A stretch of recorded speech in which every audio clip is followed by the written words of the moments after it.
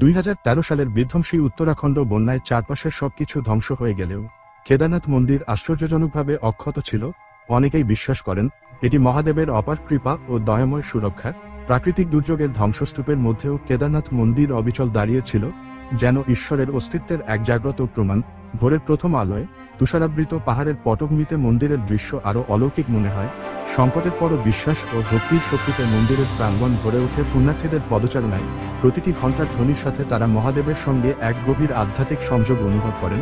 সন্ধ্যার আবছা আলোয় কেদারনাথ মন্দির সোনালী আভায় মোহময় হয়ে ওঠে। ভক্তরা প্রদীপ প্রজ্বালন করে, মহাদেবের উদ্দেশ্যে স্তোত্র পাঠ করে, আর চারপাশে ছড়িয়ে পড়ে শিবের মহিমার সুর। দুর্যোগের ধ্বংসস্তূপের মাঝেও এই পবিত্র স্থান পরিণত হয় বিশ্বাস, ধৈর্য ও শক্তির এক অনন্য প্রতীকে। আপনার যদি এই অলৌকিক ঘটনার কথা ভালো লেগে থাকে তাহলে লাইক দিন, আপনার অনুভূতি আমাদের সাথে কমেন্ট করে শেয়ার করুন, আর ভবিষ্যতে আরও এমন ভক্তিমূলক ভিডিও পেতে সাবস্ক্রাইবও করুন। জয় ভোলানাথ।